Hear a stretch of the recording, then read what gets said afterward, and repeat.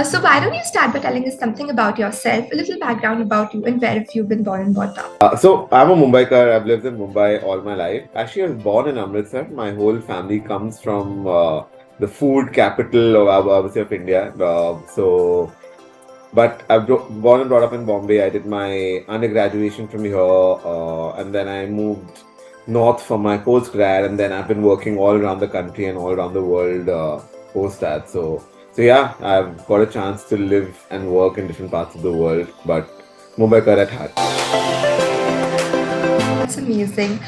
So you are a brand manager right now, right, at Swiggy. So can you tell us how did you develop your interest in brand management? Actually, it took a lot of trial and error. So I always was very confused about what I wanted to do in my professional life. So when I was in college, I actually joined into engineering. I hated it. I dropped out because I did not really like what was taught in engineering. And then I joined a BBA program at NMIMS in Mumbai.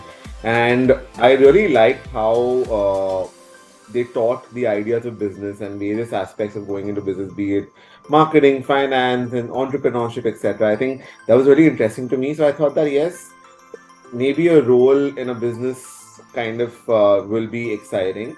And then over the next few 3 years of my undergrad, I did a lot of internships. I did over 8 or 9 internships across FMCG, large companies, Star India, small startups, play companies. So that kind of gave me a good understanding about what I liked and what I didn't like. And I think inevitably, the marketing internship is something that really, really got me engaging, and I had a great time doing them. So I thought that marketing would be a great option as a long-term career option.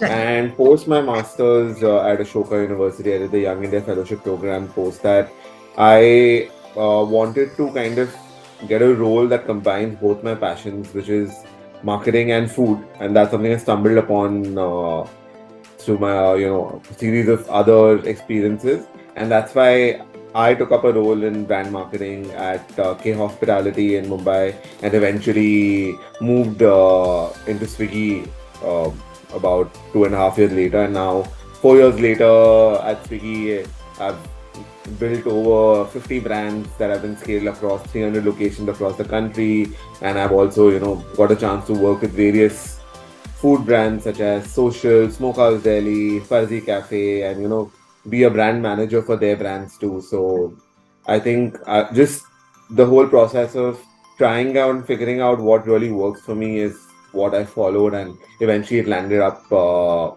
me where I am today. So you've had quite a career journey, and I'm sure you must have had your ups and downs. So can you tell us how did you overcome the low times in your career? Yeah, I think I'll just to give specifics, the biggest low time that is common to all of us was the pandemic, right? I think Right. every person faced a lot of challenges, be it getting used to new ways of working, or in my case, I saw 70% of my team being laid off in front of me. All the people I have to work with on a day-to-day basis, getting to know that they're not going to be in the company from next day onwards. So I think it was a big blow for all of us for two reasons, because it was emotionally challenging, and secondly, with Swiggy's trajectory, what happened is 2020 we saw a lull for a few periods, but then it just took off, and it's in a constant growth phase since then, even now, maybe 2 years later. So Swiggy did not go and replace the people that were laid off proportionately. So the workload that came to me, it really put a lot of pressure on me, and it was kind of a low because I felt like I was only working and working and working. So the way I dealt with it was that I realized that why am I doing this? And I think part of it was from a short-term goal of getting through B school. So I gave myself that timeline that okay, once I'm able to get through B school, I will have the power to kind of get over this. But during that phase on a day-to-day basis, I think it was just about keeping my eye on the goal rather than thinking about why I'm doing this, because it was very, very challenging, the kind of workload that had come upon me. So Yeah, I think it's just about taking one day at a time and talking about it to your team. I think that's something which really helped me. I spoke about it to my manager. I tried to escalate it to, my CXOs, etc. Though they couldn't do much, but at least overall they kind of, it created a positive environment that someone's listening. I think that affects your day-to-day business. But I think for me, it was just keeping an eye on the prize, which was the B school application process. Yes. So talking about B schools, is there any secret sauce to like get into the best business schools? Because it's, I think, very difficult, and youngsters take a lot of pressure about it. So if there's anything that you could share. Yeah, I would say I wouldn't say young or old. Every person takes pressures about it because it is challenging. Um, I got this very interesting advice very early on in my career that to build a quality career, you have to be consistent. I think that is something which holds true for, I would say, to be a good professional or to get through B school, because B schools, like the top B schools, they look at success or signs of success throughout your career journey, be it in college, be it post college, be it through your internships, in your first job, in your second job. Typically, people go to the international B schools between that 4 to 7 year experience. That's a majority. Right. So they actually look for elements of success throughout phases of your life. I think so. For those who want to get through a top business school, don't keep in mind, okay, I'm going to do one great job and then I'm going to take 1 year break and then I'm going to maybe come back again. I think it's important to take a break if you need it, but it's important to keep in mind that it's a journey, and you don't need to kind of lose your steam in your first job, or lose all of your steam in this one aspect of your life. I think they really want you to show success throughout. That's on the professional front. On the personal front too, they look for things that keep you engaged outside of work. So I think we often, in the process of covering for our personal life, our professional life, sorry, miss out on aspects of our personal life. I think having a very engaging life outside of work is also what they look at. What kind of impact you're creating in a community, what kind of people you're spending your time with, what are some initiatives you've led. I think that's something which came naturally to me, and that's something that really benefited me through my 6.5 years of work. I think that's something which people can't go back to. When you're applying to B school, you can't go back and say, "Oh, I want to get involved in helping the community." Either you've been doing it Yeah. for years or you haven't. You can't Yeah. take up a project when you're applying for B school, right? So it's just about continuity and showing that in both aspects of your life, personal and professional. So Mridul, you got into NCR, and what was your motivation to choose a school in the European country and not US, and why NCR? Yeah, I think that seems like an interview question that's asked to a lot of us. So I will give you an honest answer. I think the geography really matters where you do your education from, and I've always, my experiences have always drawn me back to Europe.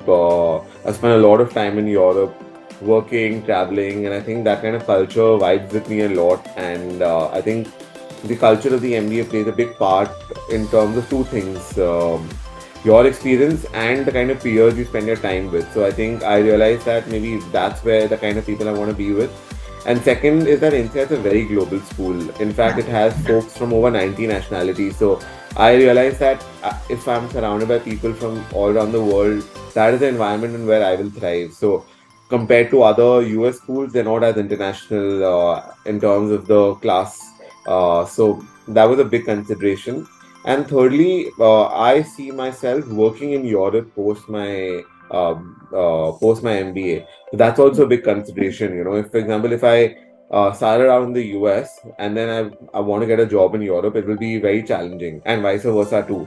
So that is something to consider. And yes, INSEAD's a great school. I think it's ranked number one in Europe, and rankings top five in the world. So Yeah. I was lucky to get through a school of that caliber in the geography of my preference. So yeah, I would say luck also has something to do with it. So yeah.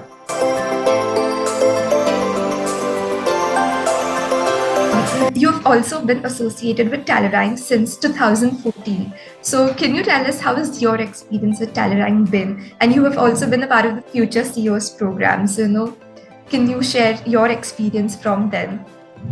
Yeah, I think Talerang has been great. I think overall, when I was in college, I did the program in my final year of undergrad, the Future CEOs program, and I thought that I knew a bit about getting ready for work. But that at that point in time, I got very honest feedback from all the folks at Talerang about what is working for me and what isn't, and how I can further fine tune things like my career journey, my resume, my first impressions. There's a few things that we often ignore, but they're so valuable heading into your first job. I think that is something which Talerang really did in a short term.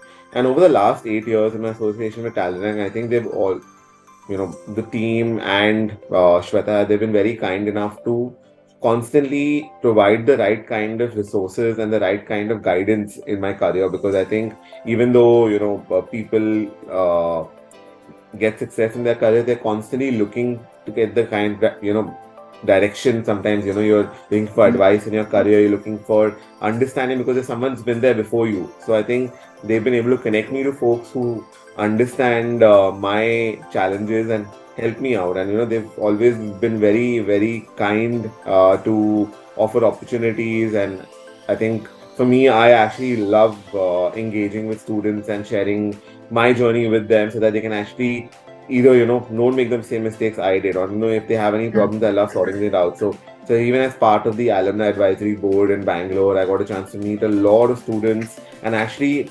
just tell them that's all going to be fine. When I was in college, even I didn't know what I wanted to do. Just by trial and error I figured it out. So I think it's been a fantastic association, and hopefully it continues.